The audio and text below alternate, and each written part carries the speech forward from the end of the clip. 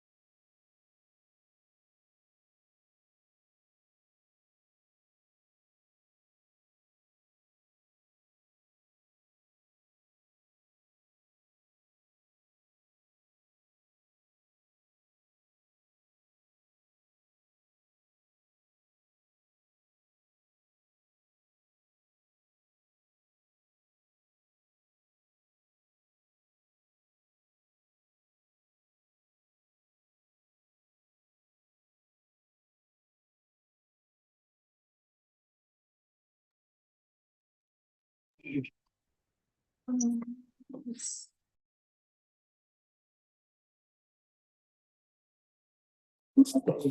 boss. Good morning, Mr. President. How are you? And then to continue moving through the total ban. The total initiative relative to what we've been doing more.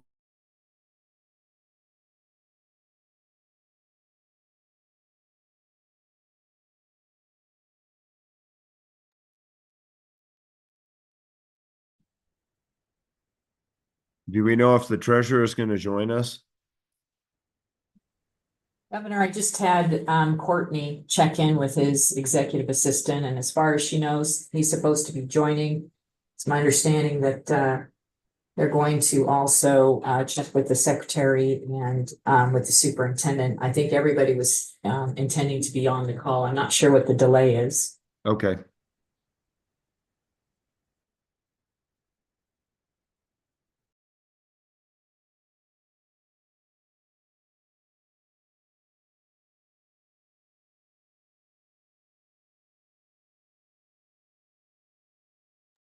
Gonna go find a power cord. I'll be right back.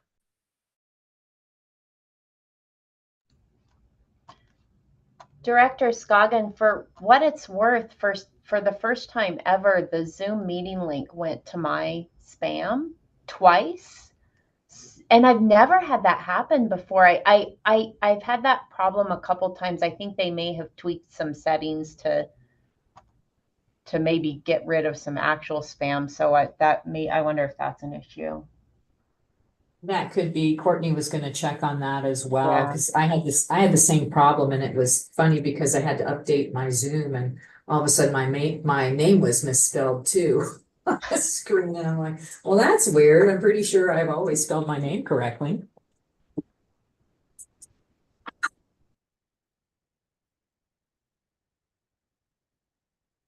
Hmm.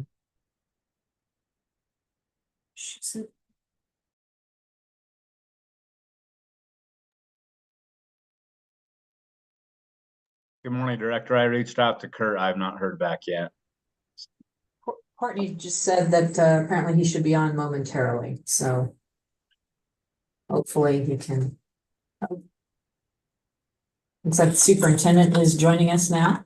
Sorry, I think the secretary, the treasurer, and I were on the Google Meet link from the calendar invite. So I just looked back, and so I've sent them this way. Thank you, Madam Superintendent.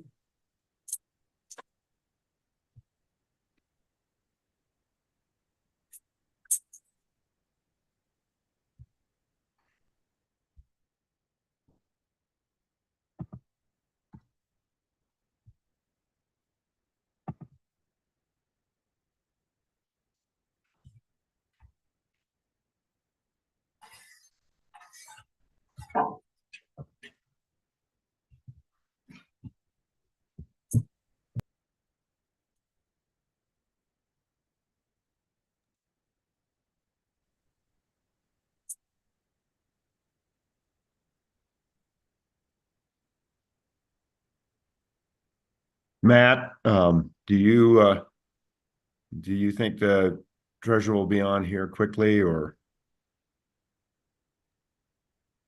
Governor, yeah, I think so. I think he's at home, but he should have, as long as he has the link, maybe Courtney could send him a new link. I'll have her do that. As the auditor mentioned, I think the link, some of the links went into people's spam folders instead of their normal inbox.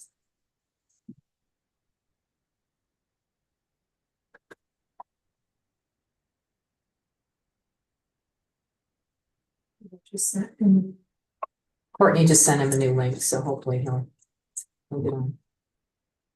I can check with him in a second.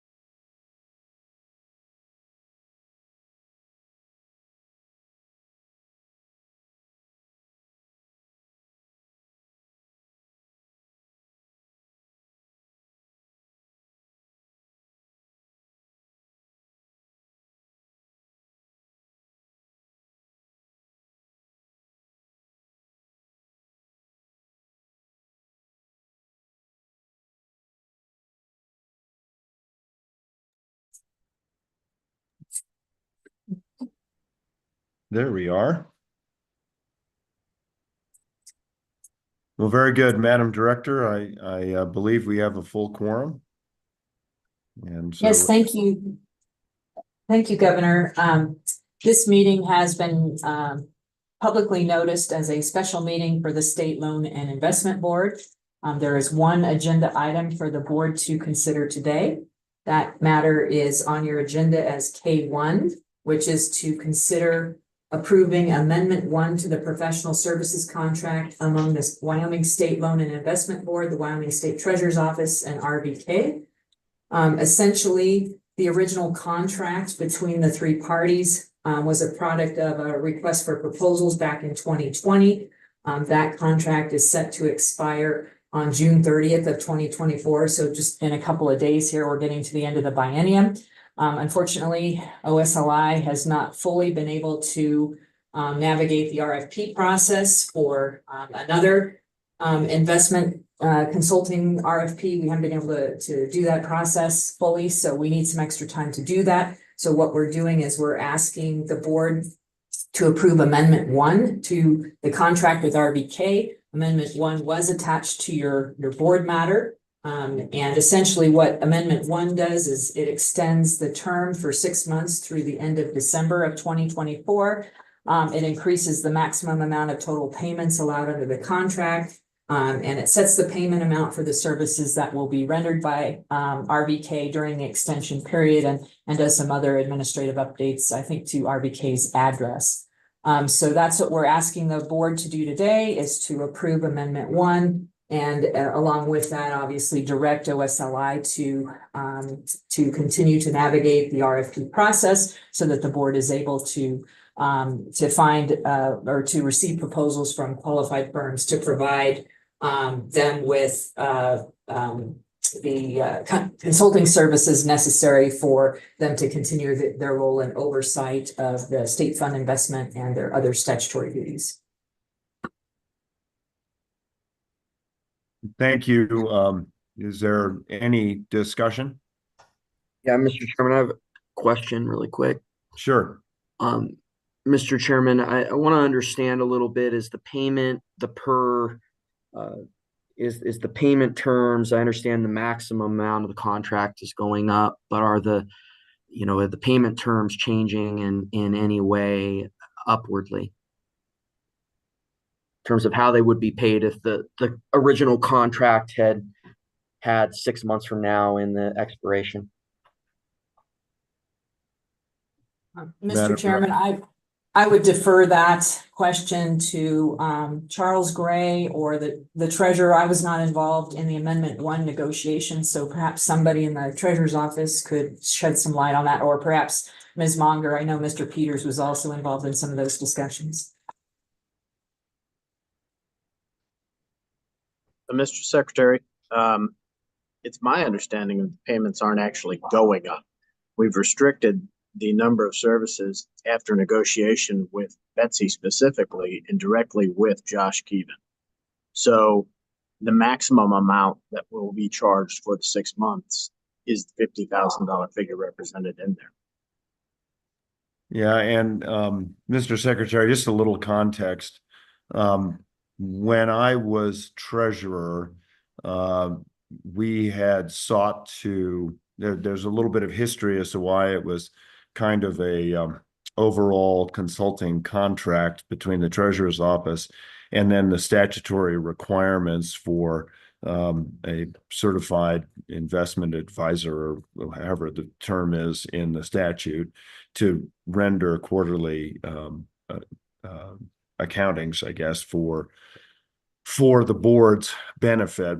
We sought to divide that contract so that the treasurer's office would have the opportunity to seek their own contract for their own advice, and the board, according to the statutory requirements, would have the ability to select its own investment advisor for that purpose.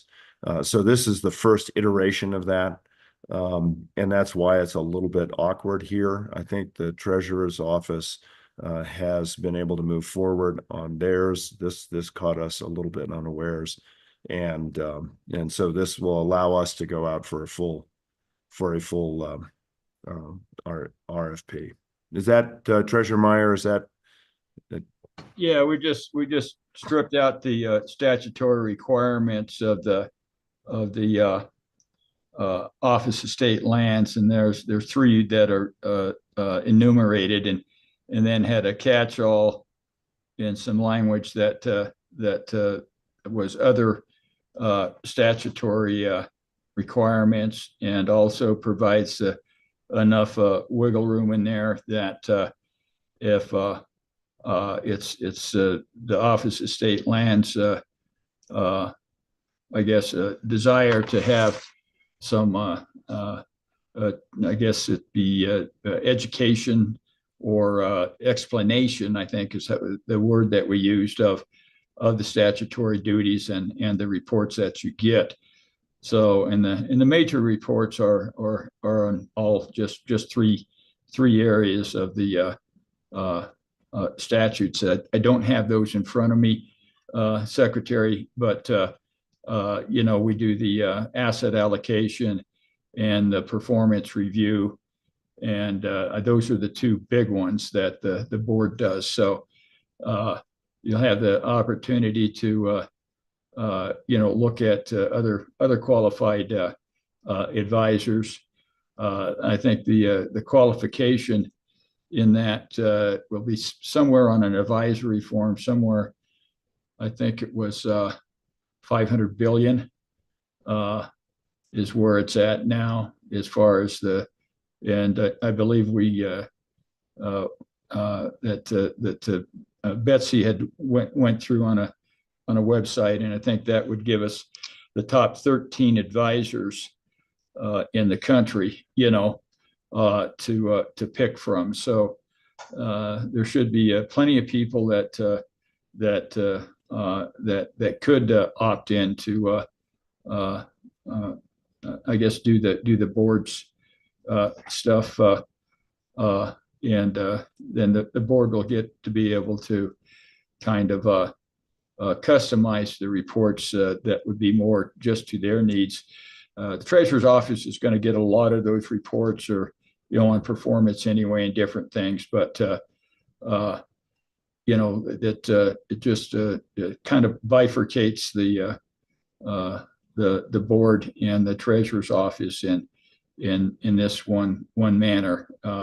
And I'm not sure, the conflicts or whatever may or may not occur, but I think there was a thought that with RVK doing both the board's work and the treasurer's office work, that there may be a conflict. Myself, I think that everything's working fairly well, but this will allow the board some independence from that standpoint, I think. So, Mr. Secretary, to answer your question, I think what this represents is a best effort to strip out the responsibilities for the board, differentiate them somewhat from the obligations to the treasurer's office. I do not know if it's probably a de minimis increase, because I'm sure there's a couple of things overlapping, but this allows us to do an RFP for a full proposal.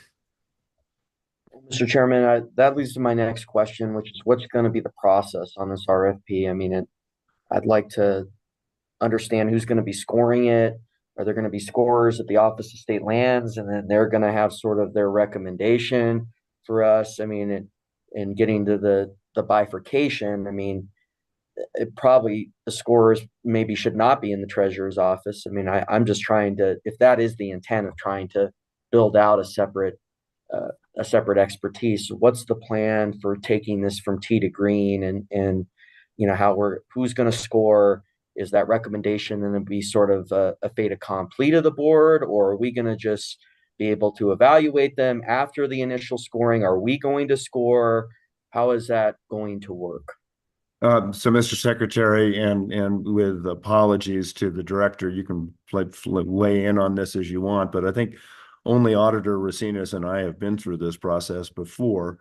I think the idea is to put some side rails on what we would like to see the respondents have as initial consideration. So, for example, the last go around, we didn't want to have investment advisors that were hawking their own products. We wanted to have people that did not run money of their own. We wanted to have it of a certain size, so they were truly institutional investors, and so we kind of narrowed the scope there. Then I believe, and Madam Director, you tell me what you think, but I think there'll be several finalists that come forward, and I think that'll be a full board interview before anything is selected, and that was sort of the way we did it before. Mr. Chairman, that's correct. How we did it before, we had a couple of applicants that came forward through the RFP process, and they were evaluated at that time with the treasurer's office, but we had a full special meeting of the board to consider I think the two prominent applicants that came forward, and the board was able to interview them, ask questions, all of those things in a meeting, and then the board was able to select their preferred applicant, and then subject to contract negotiations. So that's how I would anticipate this would go as well.